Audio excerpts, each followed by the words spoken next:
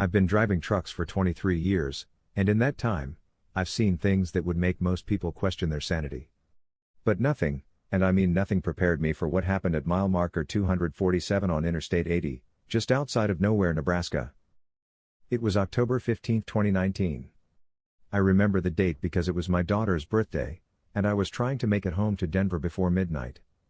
The load I was hauling was refrigerated pharmaceuticals from Chicago, and it had put me behind schedule, and I was pushing hard to make up time. My dispatcher had been breathing down my neck about delivery windows, and missing this deadline would mean more than just an angry phone call. The sun had set hours ago, and the Nebraska plains stretched endlessly in all directions, broken only by the occasional farmhouse light twinkling like a distant star. My CB radio crackled with the usual chatter where other drivers were sharing road conditions, weather reports, and the locations of Smokey Bears. But as the night wore on, even that familiar comfort began to fade into static. That's when I saw it. At first, it was just a glow on the horizon, barely visible against the star-scattered sky. As I crested a small hill, the glow resolved into the neon signs of a truck stop. The main sign read Last Chance Travel Plaza in flickering blue letters, with a smaller sign underneath advertising 24-hour service, hot food, showers, and fuel. I checked my GPS.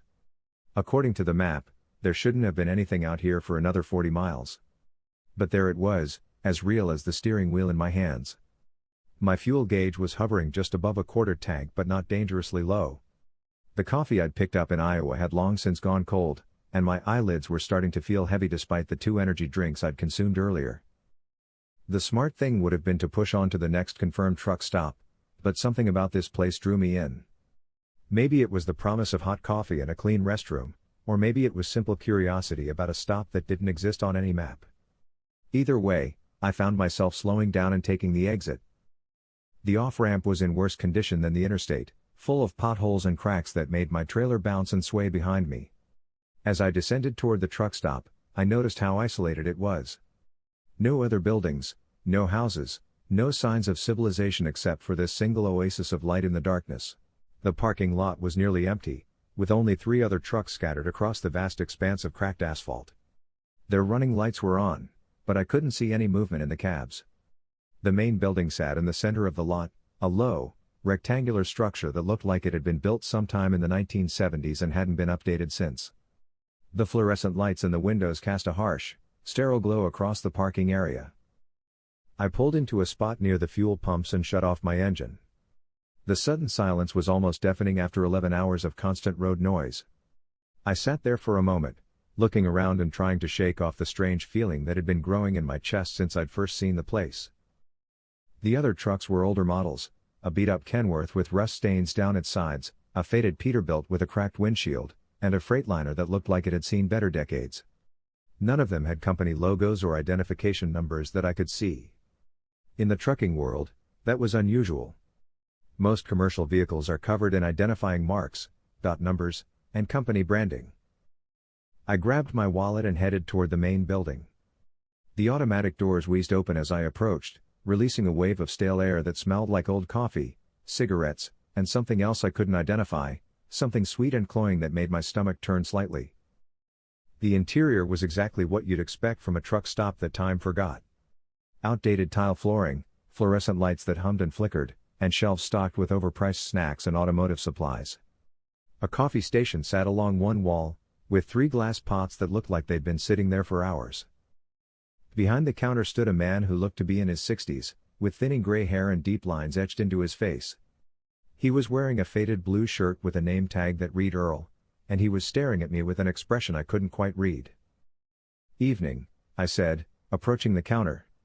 "Hell of a night to be out here." Earl nodded slowly but didn't respond. His eyes seemed to look through me rather than at me, and I noticed that his hands were perfectly still as they rested on the counter. Most people fidget, especially during awkward silences, but Earl was motionless as a statue. "I need to fuel up," I continued, feeling compelled to fill the silence. "And maybe get some coffee if it's fresh." "Pump 4, Earl said, his voice barely above a whisper. "Coffee's available?" I waited for him to elaborate, but he just continued staring at me with those unsettling eyes. After a few more uncomfortable seconds, I nodded and headed back outside. The night air felt colder than it had when I'd first arrived, and I zipped up my jacket as I walked to my truck. The fuel pump was an older model, the kind with mechanical dials instead of digital displays. I inserted my credit card and selected diesel, but the pump didn't respond. I tried again, and still nothing. Great, I muttered, heading back inside.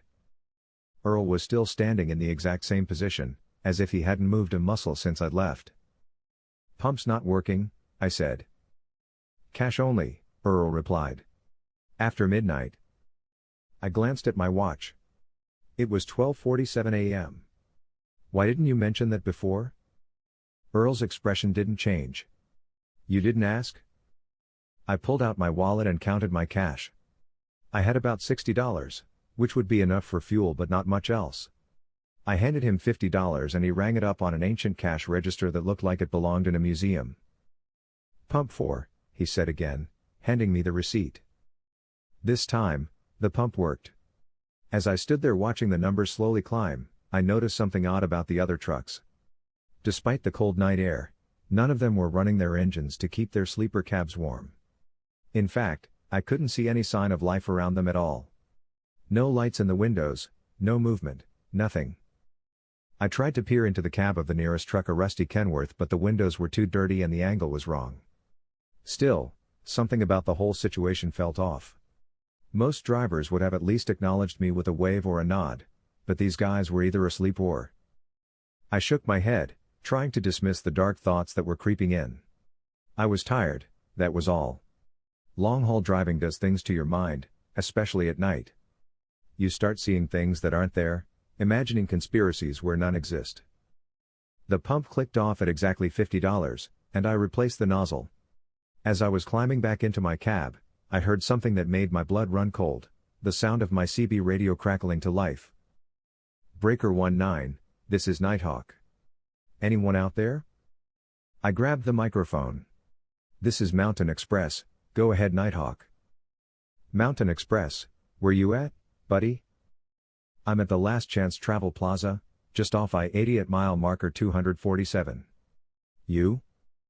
There was a long pause before Nighthawk responded. "Brother, I've been driving this route for 15 years, and there ain't no truck stop at mile marker 247. You feeling all right?" I looked around at the parking lot, at the neon signs, at the building where Earl was still standing behind the counter. "I'm looking right at it, Nighthawk. Last Chance Travel Plaza. 3 other trucks in the lot. Mountain Express, you're starting to worry me. There's nothing but prairie out there. I just passed mile marker 247 about 10 minutes ago." My hands were shaking now, and I fumbled with the microphone. "Nighthawk, I'm standing in the parking lot. I just bought $50 worth of diesel. Listen to me, brother. Get back on that highway and keep driving. Don't stop, don't look back, just drive. You hear me?" "But..." "No buts. Trust me on this one. I've heard stories about that stretch of road. Nothing good happens to drivers who stop where they shouldn't." The radio went silent, and no matter how many times I tried to raise Nighthawk again, I got nothing but static. I sat there in my cab, engine running, trying to process what I'd just heard. Either Nighthawk was playing some kind of sick joke, or I was experiencing some kind of hallucination brought on by exhaustion and too much caffeine. I decided to get that coffee and maybe a snack, then hit the road again. Maybe once I got some fresh air and put some miles between myself and this place, everything would make sense again. But as I walked back toward the building, I noticed something that made my stomach drop. The receipt Earl had given me was blank. Not just faded or smudged but completely blank, as if no ink had ever touched the paper. I checked my wallet. The $50 was gone, but there was no record of the transaction on my bank app. According to my phone, my last purchase had been at that truck stop in Iowa, more than 6 hours ago. The automatic doors wheezed open again, and I stepped into the harsh fluorescent light. Earl was still behind the counter, still motionless, still staring at nothing with those unsettling eyes. "Coffee fresh?" I asked, trying to keep my voice steady. "Help yourself," Earl replied without looking at me. I walked to the coffee station and picked up one of the glass pots. The liquid inside was black as motor oil and had a strange, iridescent sheen on the surface. It smelled like burnt rubber mixed with something organic and rotten. I set the pot down and tried the next one. Same smell, same appearance. How long has this been sitting here? I asked. Earl's head turned toward me with a mechanical precision that made my skin crawl. Time moves differently here. What does that mean? Some folks stop for 5 minutes, some for 5 hours. Some. He paused, and for the first time, his expression seemed to change. Some never leave. I backed away from the coffee station. I think I'll just get back on the road. Suit yourself, Earl said, his voice carrying a note of something that might have been amusement. But you might want to check your fuel gauge first. I didn't want to look, but I couldn't help myself. Through the window, I could see my truck's instrument panel, and the fuel gauge was showing less than a quarter tank. The same amount it had been when I'd first arrived. That's impossible, I whispered. Is it? Earl asked. You paid for fuel, didn't you? You stood there and watched the pump run, didn't you? You saw the numbers climb with your own eyes. I ran outside and checked the fuel cap. It was still secure, no signs of tampering. But when I opened it and looked inside with my flashlight, the tank was definitely low. I hadn't imagined it, the pump had run, the numbers had climbed, and $50 had disappeared from my wallet. But somehow, no fuel had actually entered my tank. I was starting to panic now, my breathing coming in short, rapid gasps. This wasn't exhaustion or caffeine jitters. This was something else entirely, something that defied every logical explanation I could think of. I needed to get out of here. Now. I climbed back into my cab and started the engine, but as I put the truck in gear, I noticed something that made my blood turn to ice. The other 3 trucks in the lot were gone. Not driving away, just gone. As if they had never been there at all.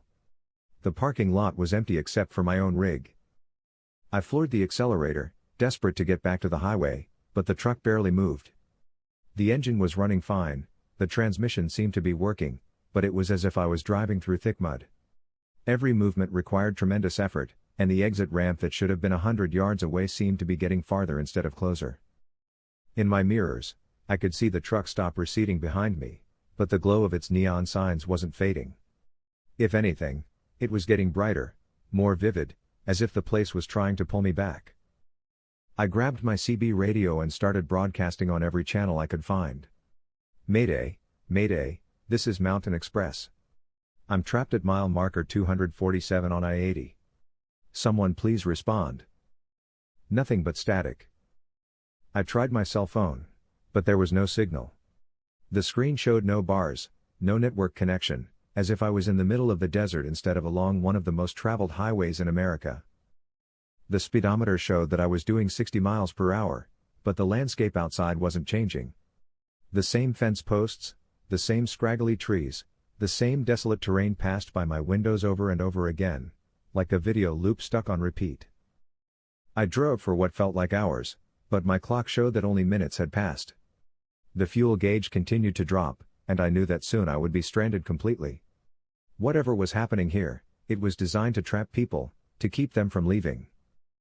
That's when I remembered what Nighthawk had said about stories. What kind of stories?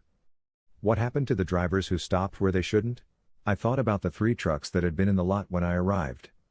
Old trucks, beat up and rusty, with no identifying marks. Had they been driven by other travelers who had stumbled onto this place? Were the drivers still here somewhere, trapped like I was? As if in response to my thoughts, I saw a figure standing beside the road up ahead. It was a man in trucker's clothing, waving frantically at me. I slowed down and rolled down my window. "Help me!" the man shouted.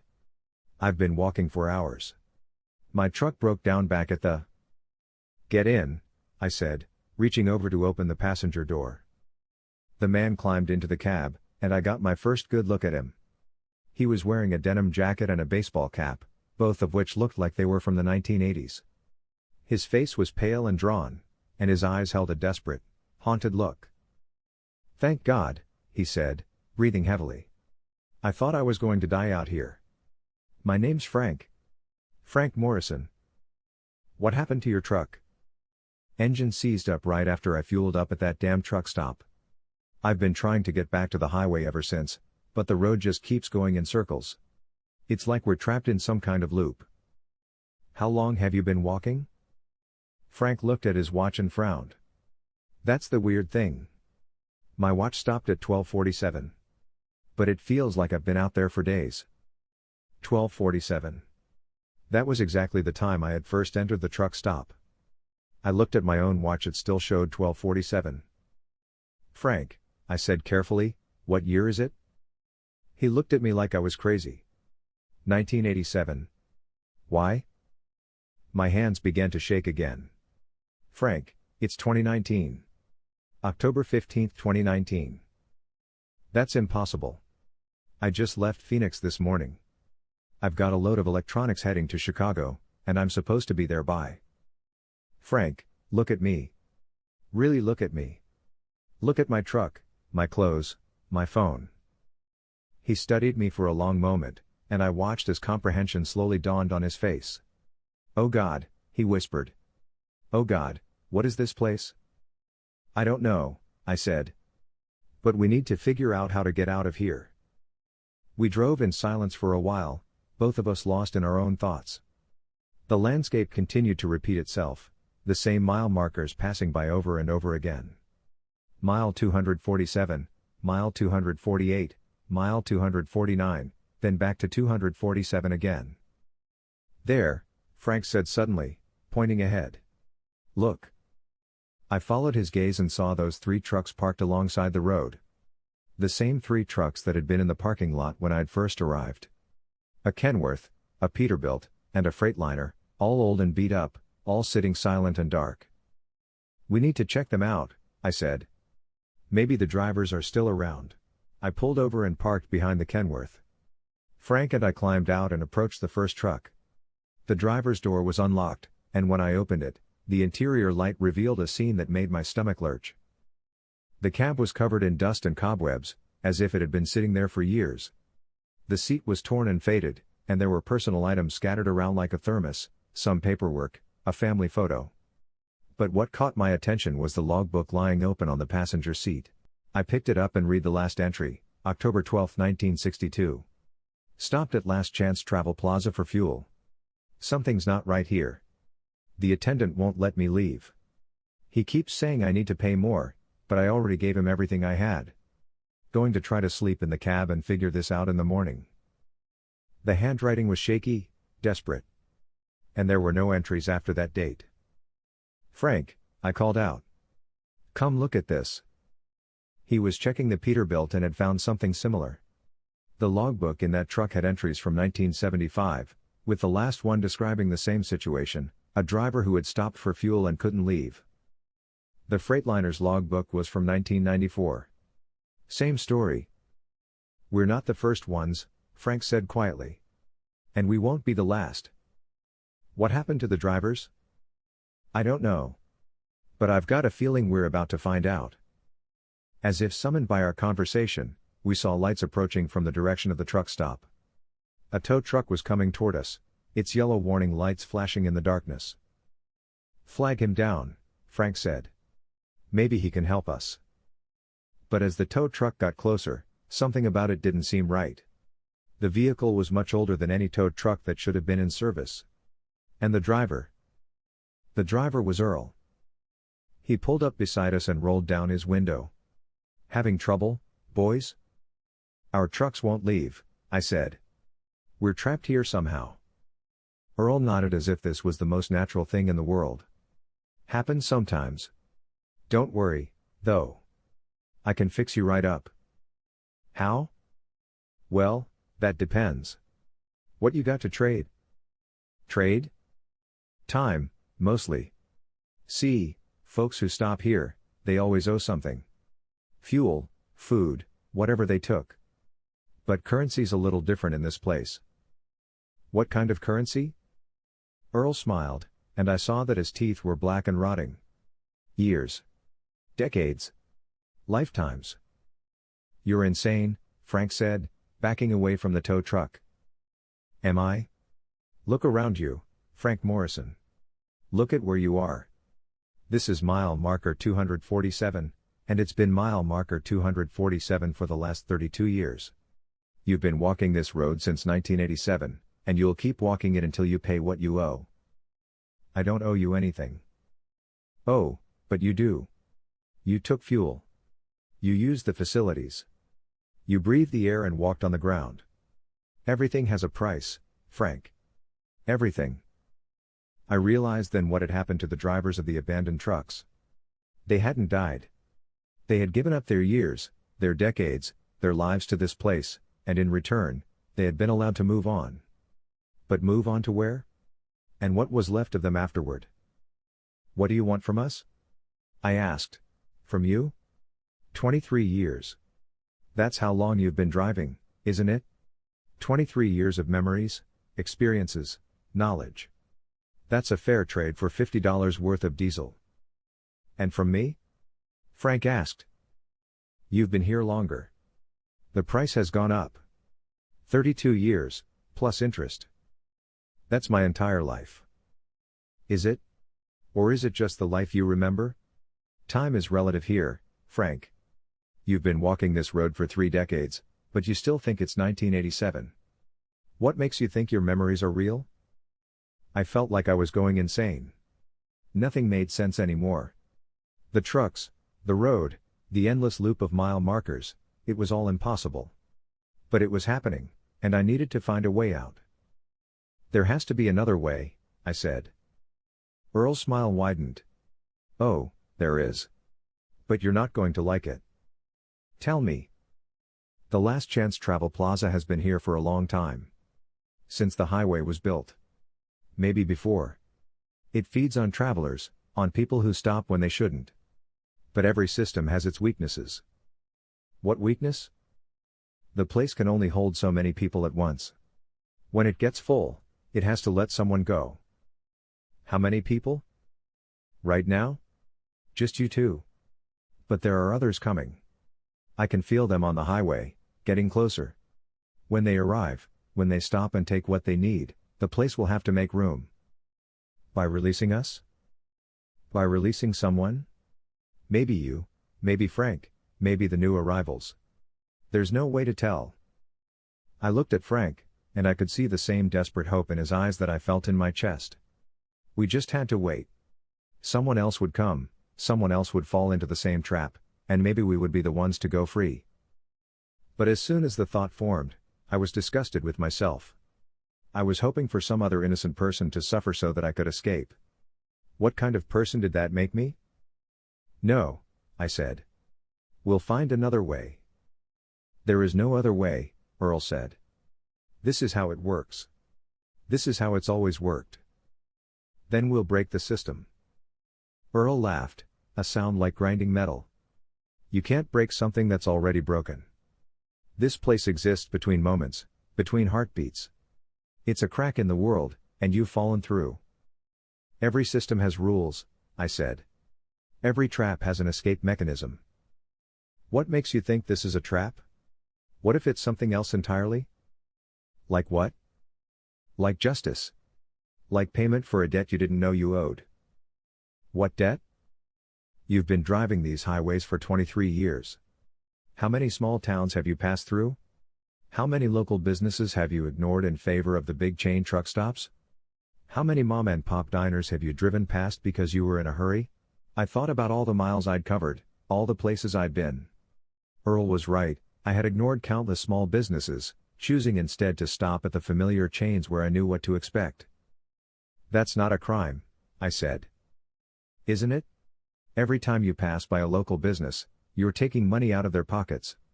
Every time you choose the big chain over the small shop, you're contributing to the death of small-town America. That's crazy. Is it? Look around you. This is what happens when all the small places disappear. They don't just vanish, they become something else. They become hungry. I was starting to understand. The Last Chance Travel Plaza wasn't just a trap for unwary travelers. It was a manifestation of all the small businesses that had been forgotten, ignored, passed by. It was their revenge against the drivers who had chosen convenience over community. So what do we do? Frank asked. We give it what it wants, I said. Not our years, not our lives. We give it what it was supposed to have in the first place. Which is? Respect. Recognition. We acknowledge what we've taken and we make it right. Earl was watching us with interest now, his expression less predatory and more curious. Go on, he said. I've passed by hundreds of places like this, I said. Small truck stops, family diners, independent fuel stations. I chose the big chains because they were easier, more predictable. But I never thought about what that choice meant for the people who ran the small places. And I'm sorry. I'm sorry for all the times I drove past without stopping. I'm sorry for choosing convenience over community. I'm sorry for contributing to the death of places like this. Frank was nodding. Me too. I never thought about it, but you're right. We took the easy road, and we never considered the cost. Earl was silent for a long moment, studying us with those unsettling eyes. You think an apology is enough? It's a start, I said. But we need to do more than apologize. We need to change. How? We spread the word. We tell other drivers about the small places, the independent stops that are worth supporting. We make a point of stopping at local businesses instead of always choosing the chains. And if you forget? If you go back to your old ways? Then we'll deserve whatever happens to us. Earl smiled, and this time his teeth looked normal. You know what? I think you might actually mean that. The lights around us began to flicker, and I felt a strange sensation in my chest, like something was loosening or breaking free. The landscape outside started to change, becoming less repetitive and more real. What's happening? Frank asked. You're being released, Earl said. Both of you. But remember, this is a second chance, not a free pass. The road is watching, and it remembers everything. Will we see you again? That depends on you. Drive safe, boys. And remember what you learned here. The tow truck disappeared, and we were left standing alone on the highway. In the distance, I could see the glow of a real truck stop, one that appeared on all the maps and GPS systems. Come on, I said to Frank. I'll give you a ride to Chicago. What year is it really? He asked. 2019. October 15, 2019. He looked older somehow, as if the years he'd lost were suddenly catching up with him. My wife. My kids. They'll be in their 50s now. I'm sorry. It's not your fault. We made our choices, and we paid for them. But at least we're getting a second chance. We climbed into my truck and drove toward the real truck stop. As we passed mile marker 247, I looked in my mirrors and saw nothing but empty prairie. The last chance travel plaza was gone, as if it had never existed. But I knew it was still there, waiting for the next driver who chose convenience over community, who forgot that every business represents someone's dream and livelihood. Frank and I kept our promise. We spread the word about supporting local businesses, about taking the time to appreciate the small places that make America's highways more than just ribbons of asphalt connecting major cities. And every time I pass a small, independent truck stop, I make sure to stop. Not just for fuel or food, but to remind myself that every choice has consequences, and every road leads somewhere. Even the roads that don't exist on any map. I still drive truck today, but I'm more careful about where I stop. Because I know that somewhere out there, in the spaces between the mile markers, the last chance travel plaza is still waiting. And next time, I might not be so lucky. The night I escaped from that place, I learned something important. The road doesn't just take you places, it takes things from you too. Time, memories, opportunities, connections to the communities you pass through. The question is whether you're paying attention to what you're losing, or whether you're just focused on getting to your destination.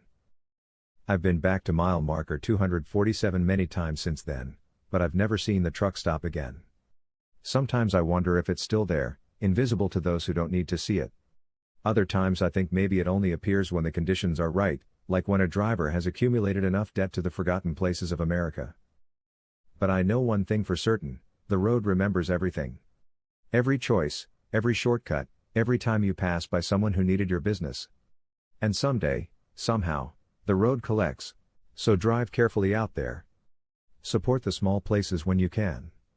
And if you ever see a truck stop that doesn't belong, that appears where it shouldn't, maybe you should keep driving. Maybe you should remember what you owe. Or maybe you should stop and face whatever's waiting for you in the fluorescent glow of the Last Chance Travel Plaza. The choice is yours. But remember, every choice has consequences. And the road is always watching. Hey everyone, thanks so much for listening. If you enjoyed the video, please hit that like and subscribe button, and then share with your friends. Your support helps us grow and create even more awesome content. We appreciate you being part of the journey. Here are a couple more videos for you to check out.